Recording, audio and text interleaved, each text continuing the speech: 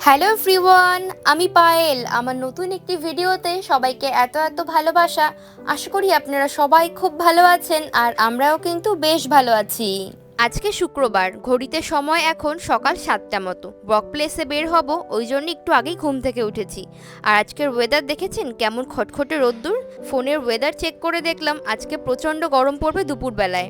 তো চলুন আর বেশিক্ষণ দেরি করব না, এবার বেশি ঢংচং করতে গেলে আমার আবার ট্রেনটা মিস হয়ে যাবে।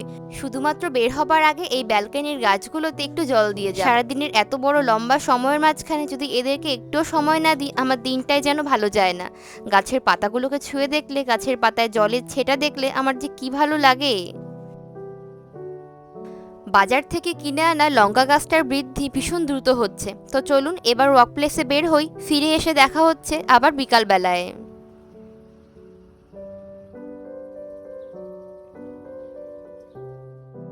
বিকাল এখন 4:30 মতো বাজে। এই তো জাস্ট কিছুক্ষণ আগেই আমি ওয়ার্ক প্লেস থেকে বাড়ি ফিরেছি। আর সত্যি কথা বলতে আজকে ট্রেনে বসেই আমার যে কি খিদে পেয়েছিল তা কি আর বলবো। রাস্তায় বেরিয়ে কিছু কিনে খাবার সুযোগও পাইনি, ওই জন্যে বাড়িতে এসে আগেই ফ্রেশ হয়ে হাতটা ধুয়ে লাঞ্চ করে নিয়েছি। একটু ভাতই খেয়েছি যদিও। তারপর এখন চলে এলাম রান্নাঘরে রাতের ডিনার বানাবো। গতকাল রাতেই কাঞ্চন একটা গোটা মুরগি ফ্রিজ থেকে বের করে সেটা বরফ গলে যাবার পর তারপর ভালো করে কেটে কুটে ধুয়ে রেখেছিল। ভালোই হয়েছে, এখন আমার অনেকটা কাজ এগিয়ে গেল। সিম্পল মুরগির মাংসের ঝোল রান্না করব, তাই জন্য কিছু সাধারণ মশলা গুছিয়ে নিচ্ছি, যেমন আদা রসুন বাটা আর অল্প পেঁয়াজ কুচি। আজকাল আমার ভিডিওগুলোর কমেন্ট বক্সে আপনারা অনেকেই একটি কমন প্রশ্ন করছেন, সেটা হলো জাপানে থাকতে গেলে একটা মানুষের কি কি খরচা করতে হয়, বা দুজন মানুষ থাকতে গেলে একটা সংসারে কত টাকা খরচ পড়ে।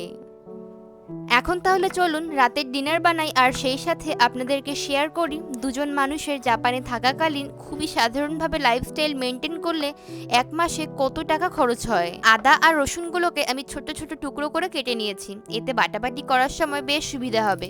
অন্যদিকে চলুন তেলের মধ্যে জিরে, গোটা গরম মশলা, তেজপাতা, শুকনো লঙ্কা ফোড়ন দিয়ে আমি পেঁয়াজটা প্রথমে ভেজে নিই।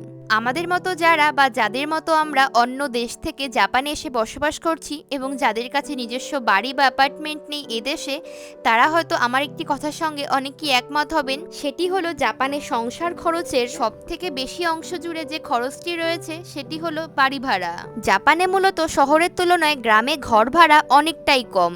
শহরে আপনি যে টাকায় একটি বাড়ি ভাড়া পাচ্ছেন তার অর্ধেক টাকায় গ্রামে ঘর পাওয়া যায়। আর আমরা যেখানে থাকি এটা টোকিওর একেবারেই পাশে অবস্থিত একটি সুন্দর শহর।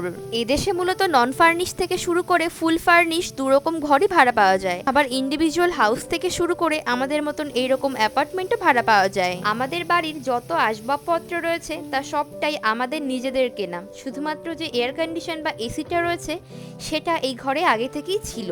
আমাদের এই রেন্টেড ফ্ল্যাটটি হলো 2 BHK, দুটো বেডরুম রয়েছে, একটি লম্বা লিভিং রয়েছে, তার সাথে কিচেনও আছে। ব্যালকনি ও বাথরুম মিলিয়ে এই ঘরটির এক মাসের ভাড়া 84,000 ইয়েন, যেটা ভারতীয় টাকায় প্রায় 45,000 টাকা। এদেশে প্রতি মাসে একবার করে ইলেকট্রিক বিল দিতে হয়, মানে গোটা মাস জুড়ে আপনি যতটা পরিমাণ ইলেকট্রিক খরচ করবেন সেই অনুপাতে আপনার বিলগুলো কাউন্টিং হবে। আমরা দুজনেই দিনের বেশিরভাগ সময়টাই জুড়ে থাকি ওয়ার্ক প্লেসে। বাড়িতে খুব বেশি সময় থাকা হয় না, তারপরেও আমাদের এক মাসে ইলেকট্রিক বিল খরচ হয় 4,500 জাপানিজ ইয়েন, যেটা ভারতীয় টাকায় প্রায় 2,400 টাকা মতো।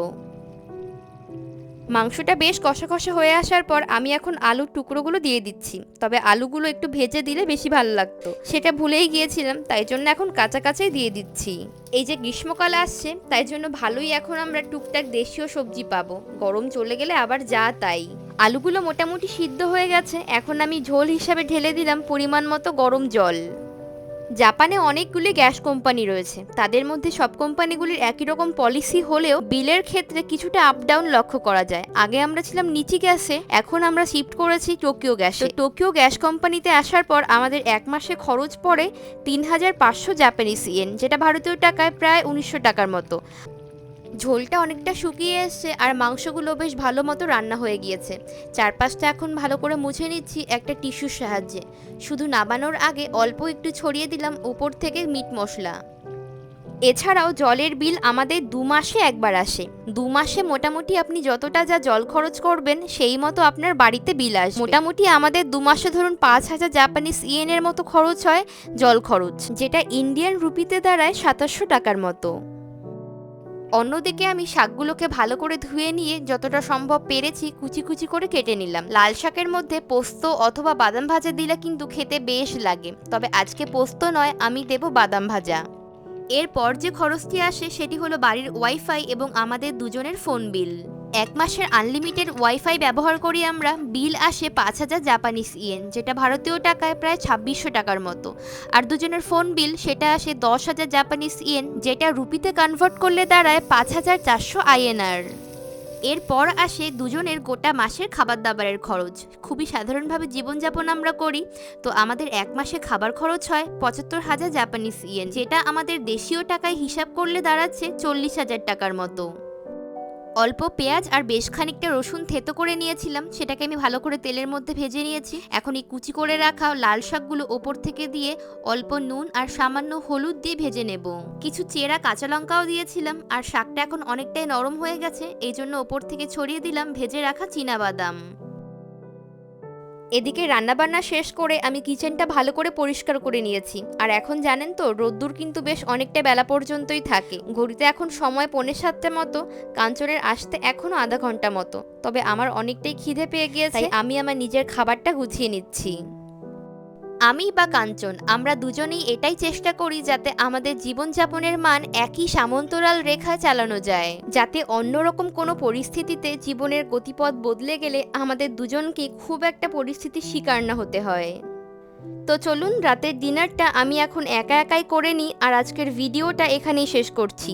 ভালো লাগলে লাইক, কমেন্ট, শেয়ার, সাবস্ক্রাইব করতে ভুলবেন না, আর প্লিজ আমার ফেসবুক পেজটাও ফলো করে দেবেন। আবার দেখা হবে পরবর্তী ভ্লগে। সবাই ভালো থাকবেন, সুস্থ থাকবেন। Tata, bye bye.